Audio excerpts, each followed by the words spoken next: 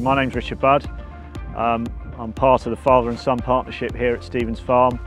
Run about 1,200 hectares of arable, about 100 hectares of fruit and about 100 hectares of grass out on contract. So my attitude to risk on cereal fungicide programs is, at the end of the day, your income is sitting in the field, and at today's prices, if you've got any certain amount of crop sold forward, you need to make sure that you're at least going to deliver yields that are going to enable you to be financially stable going forward and also meet the contracts you've already got. If you've got good tiller numbers in crops and you've got good potential and the prices are, as they are today, are at such escalated levels, it is a sensible management decision, in my opinion, to be investing in good quality fungicides that are going to do an effective job for you. So the challenge in the last few years has mainly been weather related. So we've been having periods of extreme dryness and also extreme wet. It's the unpredictability of the weather in terms of controlling disease in wheat, which is becoming a real issue. You can go through a time, as last year was, T0, T1 timing, where actually it was pretty dry, and then all of a sudden you get a massive dose of rain and conditions totally turn on their head and become absolutely perfect for fungal diseases. So it's an ever-changing picture, and it's not one that's very easy to predict at all. Weather forecasts, to be totally honest, aren't more accurate than about 3 or 4 days out. So fungicide ways, we're really looking for products that are effective. We're not wanting to go through a crop tons and tons of times. It's got to be economically sensible choices.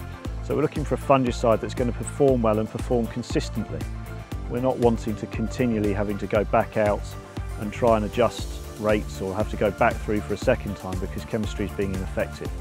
So it's a case of using chemistry that's relevant and also chemistry that works. Innovation chemistry is important because of the evolution of a lot of these fungal diseases. Fungal diseases don't stay genetically the same. We know that older chemistry tends to become less effective in time. Look at some of the older first generation, second generation SDHIs. And also we're losing chemistry. So we need new novel products, and we need a good streamline of effective new novel products coming through, because otherwise, growing cereal crops in maritime climates like our own becomes ever increasingly hard and a bigger and bigger risk. So we were fortunate, we had some of the very early trial, we were able to do some of the very early field scale trial work with Revystar on our own farm, and it enabled us to gain confidence in the product, and that the yields the additional yield that we were seeing from it was actually achievable. It wasn't just a sort of number on a piece of paper. So that confidence has borne through, and it's now a cornerstone of our fungicide program at both T1 and T2 in the past few seasons. So my mindset on T1 timing and the lessons learned from last year is you've got to make sure that you have a protective program in place that is robust enough to ensure that if you do get changes in weather between T1 and T2, that crop is well covered and that leaf 3 is still working for you right through the season.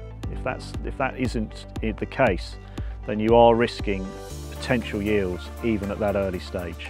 Fungicide at T1 needs to be flexible. It needs to be curative, so it needs to make sure that it's any disease that is in the bottom of the crop and potentially already on leaf 3 is controlled, but also good protectant going forward. Because obviously we don't spray leaf 2, and the timing between T1 and T2 can get stretched. So we need to make sure that that disease stays controlled in the crop and as far down the crop as possible. Yes, we will continue to use Revystar at T1 this year. Ever since we started trialling Revystar 3 years ago, we've always found it works really well as a cornerstone at T1, and I can't see any reason to change that this year. It worked well for us last year, and I can't, as a result of that, we've got to go on what we know, and I don't think there are any products out there that are going to beat it for our T1 timing. BASF, we create chemistry.